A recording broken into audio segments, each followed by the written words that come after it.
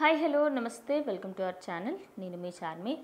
ఇటు ఏపీకి సంబంధించి ప్రతి ఒక్కరికి అసలు వైఎస్ఆర్సీపీ ఎందుకు ఓడిపోయింది ఏంటి అనే దానిపైన అందరూ చర్చించుకోవడం ఆపేసి అసలు ఇంకా సరే టీడీపీ గెలిచింది కదా అక్కడికి ఆపేద్దాం అనుకుంటారు. కానీ దాని తర్వాత మెల్లిమెల్లిగా ఫైట్స్, మాకు బెదిరింపు కాల్స్ వస్తున్నాయని వైఎస్ఆర్సీపీలో ఓడిపోయిన వాళ్ళు కానివ్వండి, వాళ్ళకి సంబంధించి సపోర్ట్ చేసిన ప్రతి ఒక్కరు కూడా దానికి సంబంధించి మీడియా ముందుకు వచ్చి మాట్లాడుతున్నారు. అయితే రీసెంట్గా కేటీఆర్ మీడియా ముందుకు వచ్చి మాట్లాడడం జరిగింది.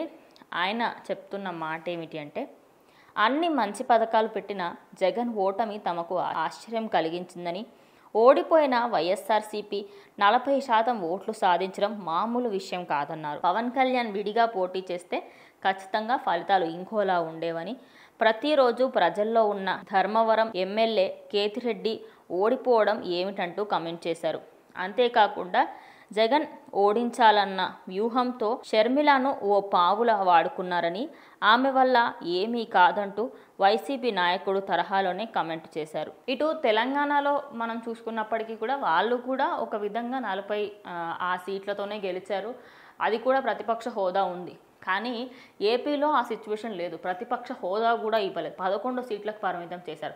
ఇప్పుడు ఆ 11 మంది ఎమ్మెల్యేలో కూడా ఎంతమంది ఉంటారు, ఎంతమంది వెళ్ళిపోతారు అనే డౌట్లోనే జగన్మోహన్ రెడ్డి ఉన్నారని చెప్పొచ్చు. ఇలాంటి ఈ టైంలో కేటీఆర్ చెప్పిన ఈ మాటలు 40% ఓటు రావడం మామూలు విషయం కాదని, అలాగే దీనికి సంబంధించి మంచి మంచి పథకాలు పెట్టినా కూడా ఎందుకు జనాలు ఒప్పుకోలేకపోయారు ఏంటి అనేది దీనిపైన ప్రతి ఒక్కరూ షాక్ అయ్యే విధంగా కేటీఆర్ కమెంట్స్ ఉన్నాయి. అయితే దానిపైన సోమిరెడ్డి కూడా కమెంట్ చేయడం జరిగింది. ఆయన ట్విట్టర్లో ఆయన ట్వీట్ చేశారు.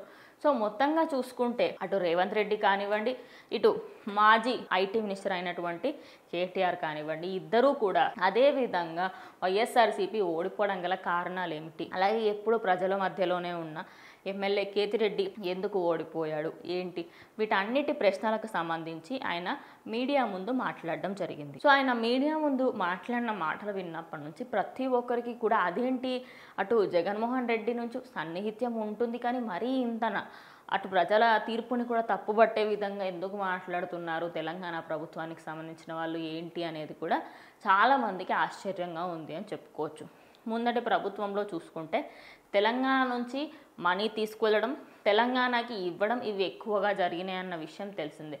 కానీ ఇప్పటికీ కూడా అటు కేసీఆర్ కానివ్వండి, ఇటు కేటీఆర్ కానివ్వండి, అటు రేవంత్ రెడ్డి కానీ ప్రతి ఒక్కరు వైఎస్ఆర్సీపీకి ఎందుకు సపోర్ట్ చేస్తున్నారు, దానికి గల కారణాలు ఏమిటి అనేది ప్రతి ఒక్కరూ ఆలోచిస్తున్నారు. అలాగే ఎమ్మెల్యేగా ఎప్పుడే జనసేన అధినేత Pawan Kalyan, present deputy CM Pawan Kalyan, ఆయన స్వయంగా పోటీ చేసి ఉంటే, సింగిల్గా పోటీ చేసి ఉంటే ఖచ్చితంగా గెలవకపోతుంటే వీళ్ళందరూ కలిసి ఖచ్చితంగా జగన్ని దించాలి అనే ఉద్దేశంతోనే చేశారు. అలాగే షర్మిలాని ఒక పావులాగా వాడుకున్నారని కూడా ఆయన చెప్పడం జరిగింది. సో మొత్తంగా ఆయన చెప్పిందల్లా ప్రజెంట్ సోషల్ మీడియాలో బాగా ట్రెండ్ అవుతుంది అనుకోవచ్చు. తెలియని వాళ్ళకు కూడా చాలామందికి అటు కేసీఆర్ ఫ్యామిలీ కూడా అటు వైఎస్ఆర్సీపీకే సపోర్ట్ అని క్లియర్గా తెలిసిపోతుంది. సో దీనిపైన మీ అభిప్రాయం ఏంటనేది కమెంట్ చేయండి.